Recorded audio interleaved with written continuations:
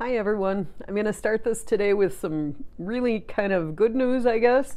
The good news is that even though we still are seeing the number of COVID-19 cases increasing, the rate that they're increasing is really slowing down quite a bit. This is exactly what we were hoping for, and all your sacrifices and hard work have had the desired effect. So I want to say thank you, everyone. This is a big, big deal. You are saving lives, and we are starting to see just a little bit of light at the end of the tunnel. So this is really good. Many residents have asked, if the numbers that they see reported for Oak Lawn are really true. Do they include, for example, hospital patients, or are these actual residents? Unfortunately, as of today, we have 148 residents. These are Oak Lawn residents and not just hospital patients. So it's way too many, but they say, compared to other towns, Oak Lawn seems really high when you look at like Evergreen or Chicago Ridge. And I think what I want to say on that, the best way to look at those numbers is adjust them for the population. And when you take into account Oak Lawn's, larger size, that number kind of makes more sense. Our rate, if you, we look at how many per 100,000 people, our rate is actually lower than most of our neighbors. We'd still like that rate, of course, to be zero. The big discussion today is, how do we know when it's time to start relaxing all these restrictions and get back to life as we had it?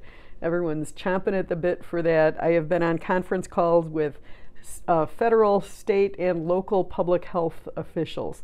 And they're all saying, it's going to be kind of slow, unfortunately. We're being told, don't look at a date to open, that's not the way to approach this. Look at the data.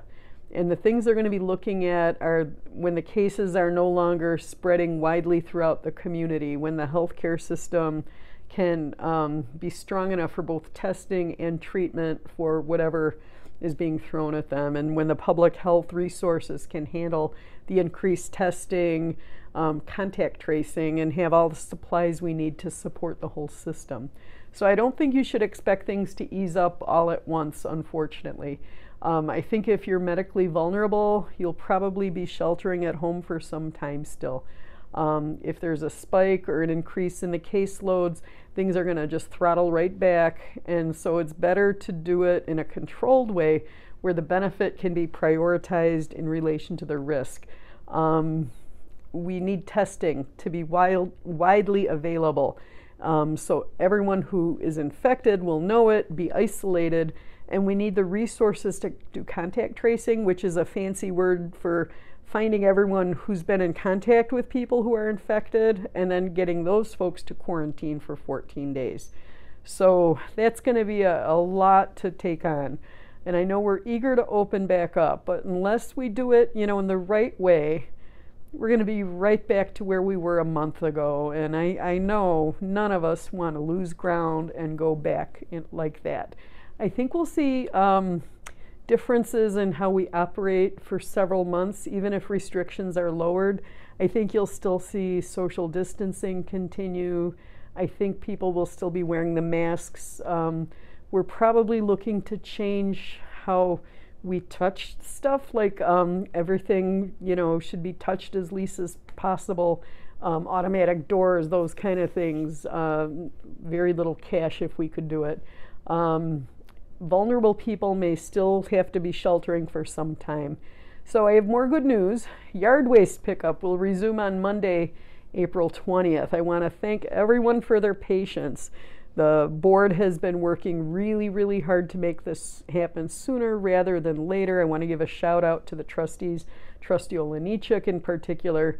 The trucks will still be picking up stuff, but not leaving the trucks. So don't leave things on the curb. Make sure everything's in the bins. That's really important. If you take public transit, please check schedules. Many, due to low ridership, many schedules have been reduced or even temporarily suspended. So please don't be waiting outside. Check the schedules. Please continue to support our businesses in a safe fashion. Wear masks when you go outside, limit trips, and if you have to go out, please try to go out alone. Don't bring the whole family with. Limit exposure as much as possible. Parents, I hate saying it again, but nice weather is coming, even though we had snow of all things. But don't let your kids run wild in the parks. Know where they are, what they're doing, and who they're doing it with. We have, sadly, just unprecedented unemployment now, and we're working really hard on the public safety net that we have. We want to make sure it's strong and there for us all. Unfortunately, with the stress that we're under, our police department's seeing a big rise in domestic disturbances. So please, everyone, try to just be kind to everyone. Make an effort for it. If you're feeling overwhelmed, Oaklawn Family Services can help. They can get you resources you need. You can call 708-423-3361. I reached out to the Crisis Center and learned that they're all seeing an uptick in the utilization of their services. The regular shelter they had, it was more traditional shelter, and they've closed that. They've placed 16 families just in the last few weeks in alternate housing. They think that more utilization will be coming, so for help with their future needs, they're asking if anyone has donations they could make of small kitchenettes, sofas, end tables, lamps. They really need lamps and dressers. These items should be in really nice condition, but please call ahead. Bobby at 815-768-6635 to make sure they still have a use for what you have. They also told me their resale shops are closed, and that was a big source of their funding. So if you go to crisisctr.org, you could donate there. And please, if you're in a crisis, if you're afraid or in danger, you can call them 24 hours a day, 708-429-SAFE. Don't forget to continue to support our faith-based organizations and nonprofits. Remember all of the ways they raise money, their regular mechanisms, they've all been shut down. They could really use your support. They continue to do the good work they do, and our food pantries are also looking for donations too. So if you need help with groceries, we've updated the food pantry list on our website, www.oaklawn-il.gov. There's a COVID tab on there. The state has started a call for CALM. They have a chat bot. If you text 52020 and text TALK to that number, they'll get you in touch with a healthcare provider in your area. This is free, it's anonymous, and it's a really good resource for even more than mental health stuff. You can text unemployment, food, shelter. You'll get that information too.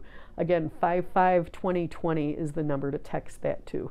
Little more good news, our community mask initiative organized by the St. Gerald's Women's Club is now about 11,000 homemade masks collected and distributed to our healthcare workers. They are beautiful. I want to thank you sincerely. Anyone who's made those masks, they're really, really nice. Testing, everyone's talking about testing. Testing for the COVID-19 virus has opened up in Markham now. Their first day, they had over 600 people. It's at 3824 West 159th. This is the old auto emissions site. You don't need a prescription, but you must be over age 65 or be 17 years and older with an existing health condition, or be a first responder or healthcare worker. They're working with a partnership with the University of Chicago to start up a testing center at Payless Hospital in a future date. Watch the news, please, for when that happens. That'll be a little closer for our residents. You'll hear a lot lately about serology testing, and this will show if you have immunity by being infected and recovered. It'll change what's in your blood. Please use caution. Some of the tests out there will show if you've been exposed to a coronavirus, but not necessarily COVID-19. Before you spend money on a test like that, please ask if it's specific for COVID-19. Don't let them take your money on a scam. Not many yet are FDA approved, so be careful. Until we have a vaccine, testing is the only way to safely reopen things. So I am so grateful to see progress there. Thank you to everyone who was working on that. I want to thank everyone again for your patience and support. Let's keep this positive news rolling. Let's get some momentum going and focus on the goal together. Thank you for your time and stay safe. Thank you.